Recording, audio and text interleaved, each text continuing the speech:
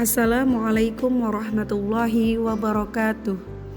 Perkenalkan, saya Rizkia Fitriani dan pada kesempatan kali ini saya ingin menyampaikan review buku yang sudah saya baca yang berjudul Prinsip Mengajar Berdasar Sifat-Sifat Nabi. Sebelum saya memulai review buku yang saya baca, sebelumnya saya ingin menyampaikan dulu identitas buku yang berjudul Prinsip Mengajar Berdasar Sifat-Sifat Nabi ini. Buku ini ditulis oleh Siti Atafa Rizema Putra dan diterbitkan oleh Diva Press pada tahun 2014 dengan jumlah halaman 216 halaman. Buku ini juga terdiri dari 4 bab besar. Bab pertama adalah memahami prinsip-prinsip dasar mengajar. Bab kedua, mengajar yang islami, menyelami cara mengajar Nabi Muhammad SAW. Bab ketiga, inspirasi mengajar dari sifat-sifat Nabi Muhammad SAW. Dan bab terakhir atau bab keempat yaitu strategi belajar mengajar ala Nabi Muhammad SAW. Nah, yuk kita langsung ke bab yang pertama, yaitu memahami prinsip-prinsip dasar mengajar yang benar. Sebagai seorang guru, ada 4 hal mendasar yang harus dikuasai, yaitu mendidik, mengajar, membimbing, dan melatih. 4 hal mendasar ini memiliki definisi yang berbeda. Mendidik dapat diartikan sebagai suatu usaha untuk mengantarkan anak didik ke arah kedewasaan, baik secara jasmani maupun rohani. Oleh karena itu, mendidik dikatakan sebagai upaya pembinaan pribadi, sikap mental, dan akhlak anak didik. Kemudian untuk definisi mengajar adalah suatu perubahan atau pekerjaan yang bersifat unik tetapi sederhana. Dikatakan unik karena berkenaan dengan manusia yang belajar, yakni siswa dan guru yang mengajar serta berkaitan erat dengan manusia di dalam masyarakat. Dikatakan sederhana karena mengajar dilaksanakan secara praktis dalam kehidupan sehari-hari dan mudah dihayati oleh siapapun. Membimbing adalah sebuah kegiatan yang berkaitan dengan norma dan tata tertib. Jika dilihat dari segi prosesnya, maka membimbing dapat dilakukan dengan menyampaikan atau mentransfer bahan ajar yang berupa ilmu pengetahuan, teknologi, dan seni menggunakan strategi dan metode mengajar yang sesuai dengan perbedaan individual masing-masing siswa. Dan yang terakhir adalah melatih. Melatih bila ditinjau dari segi isinya adalah berupa keterampilan atau kecakapan hidup atau yang disebut dengan life skill. Bila ditinjau dari prosesnya, maka melatih dilakukan dengan menjadi contoh atau role model dan teladan dalam hal moral dan kepribadian. Demikian tadi 4 hal mendasar yang harus kita kuasai sebagai seorang guru, dan kita juga harus bisa membedakan antar masing-masing 4 hal mendasar tersebut. Nah, selanjutnya kita akan membahas kegunaan dan tujuan mengajar. Dalam melaksanakan tugas sebagai guru, kita pasti punya tujuan-tujuan yang ingin dicapai. Nah, buku ini menyebutkan 5 tujuan mengajar dari seorang guru. Tujuan yang pertama, meningkatkan dan memelihara perhatian siswa terhadap relevansi proses belajar mengajar. Fokus permasalahan pentingnya perhatian ini dalam proses belajar mengajar karena perhatian yang diberikan siswa terhadap materi yang dikasihkan oleh guru akan mendukung tercapainya tujuan pembelajaran yang akan dicapai. Jadi siswa itu akan semakin mudah dalam mencapai tujuan pembelajarannya. Lalu tujuan mengajar yang kedua adalah memberikan kesempatan kemungkinan berfungsinya motivasi. Motivasi ini memegang peranan penting dalam belajar.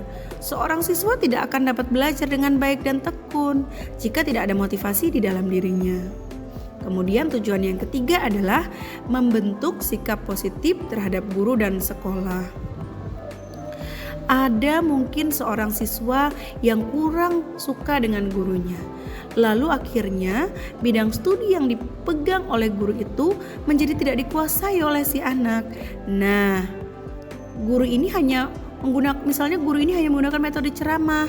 Akhirnya ia gagal menciptakan suasana belajar. Nah, guru yang bijaksana adalah guru yang pandai menempatkan diri dan pandai mengambil hati siswanya. Tujuan mengajar yang keempat adalah memberi kemungkinan pilihan dan fasilitas belajar individual. Guru harus menguasai metode mengajar lebih dari 1 atau 2. Karena dengan lebih banyak metode mengajar yang dikuasai, guru akan lebih banyak pilihan untuk memakai metode mana yang cocok di kelasnya. Dan tujuan yang terakhir adalah mendorong anak didik untuk belajar. Lagi-lagi, motivasi dari dalam dirinya sendiri itu akan lebih memudahkan siswa dalam mengikuti kegiatan pembelajaran. Isi buku ini yang berikutnya adalah posisi urgent guru dalam mengajar. Nah, buku ini menjelaskan bahwa posisi guru dalam dunia pengajaran sangatlah urgent. Boleh dikatakan guru adalah faktor penentu keberhasilan proses pembelajaran yang berkualitas.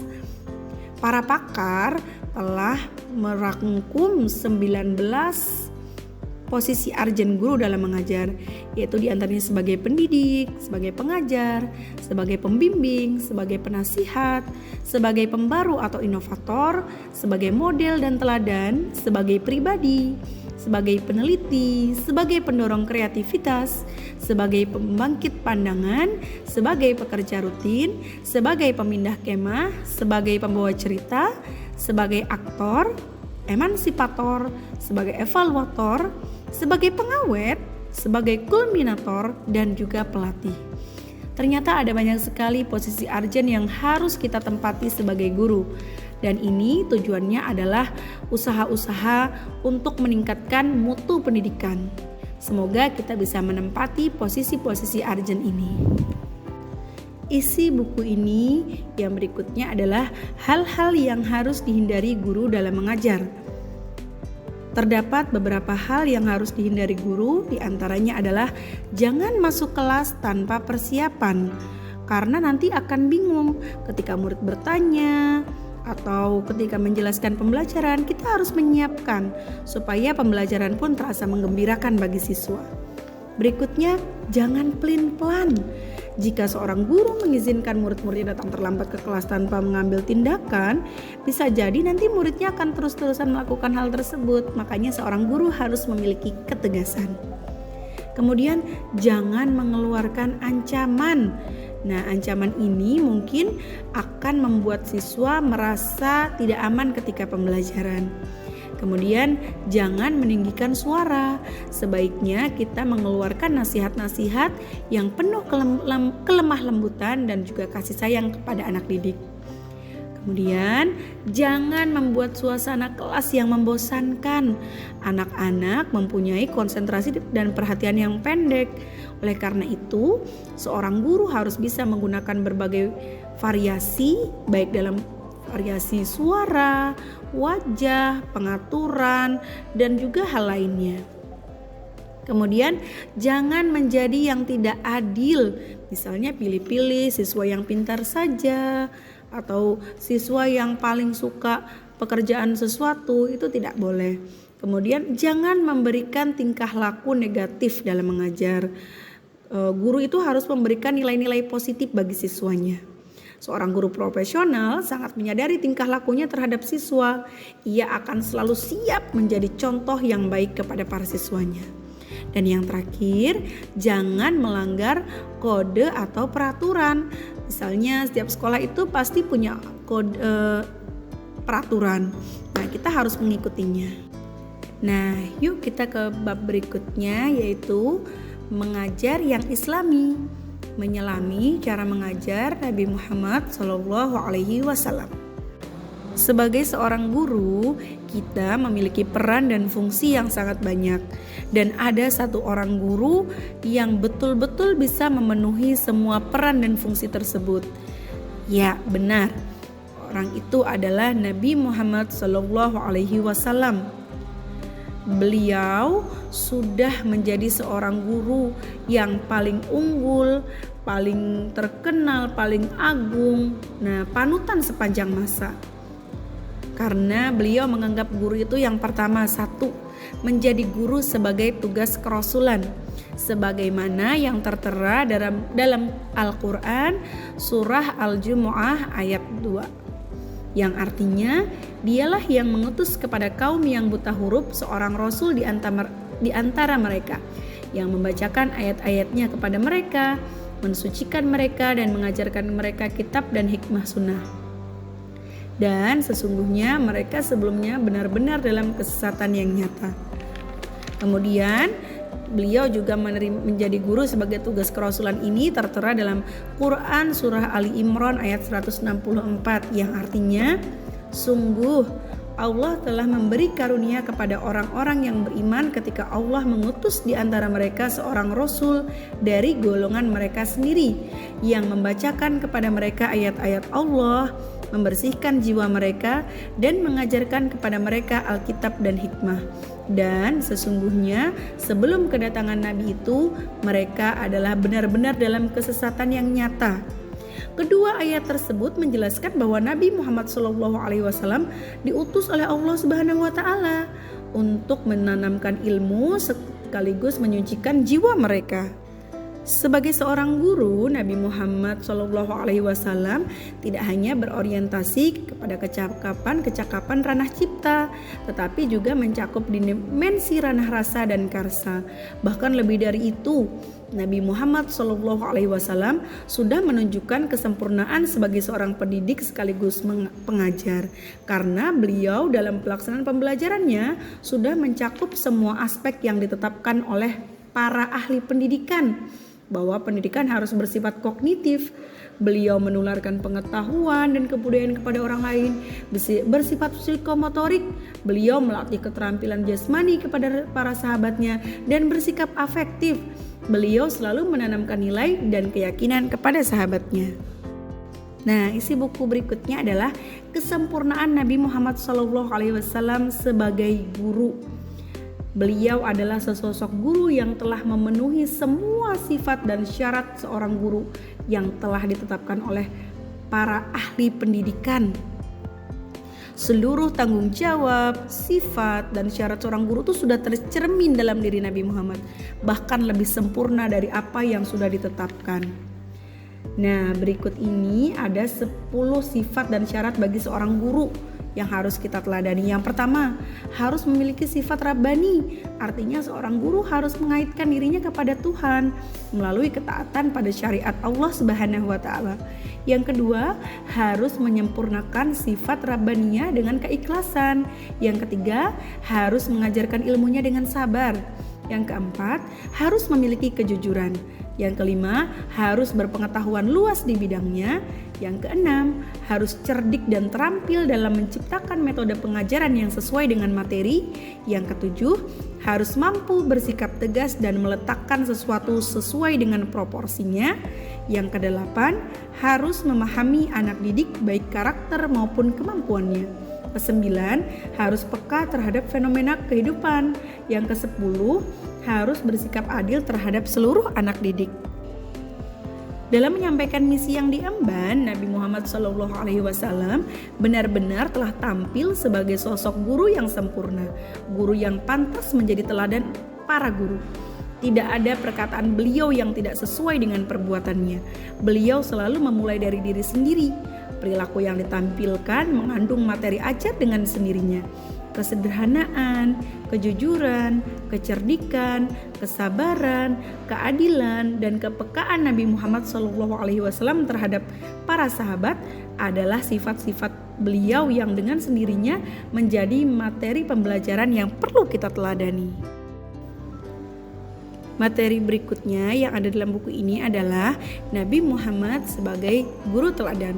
Sebagaimana dalam Quran surah Al-Hasyr ayat 7, Al-Quran surah Al-Ahzab ayat 21, dalam Al-Quran surah Al-A'raf ayat 157.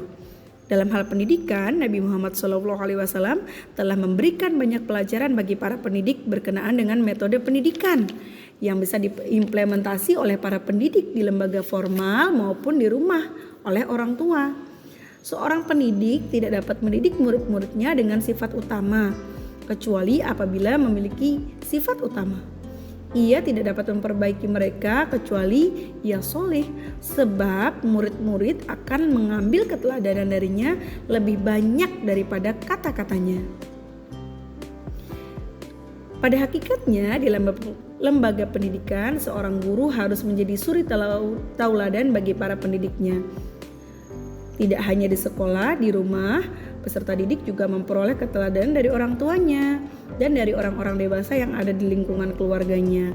Oleh karena itu, seorang guru hendaknya menampilkan akhlak mulia sebagaimana diajarkan oleh Nabi Muhammad SAW selaku guru teladan. Nah, di bab 3 yaitu inspirasi mengajar dari sifat-sifat Nabi Muhammad. Jika kita mengajar dengan menerapkan sifat-sifat Nabi Muhammad, insya Allah kita akan menjadi guru yang sukses.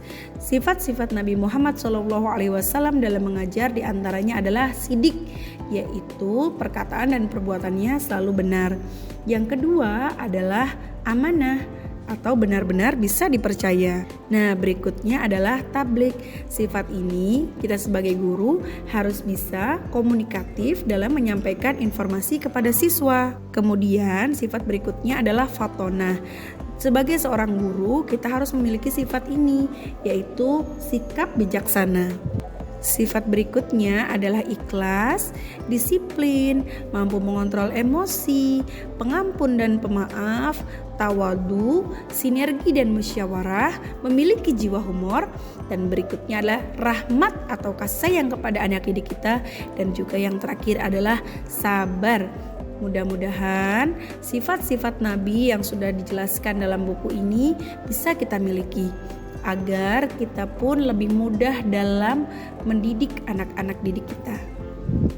Balah kita pada bab yang terakhir, yaitu strategi belajar mengajar ala Nabi Muhammad SAW. Yang pertama adalah mendorong murid menjadi seorang pembelajar.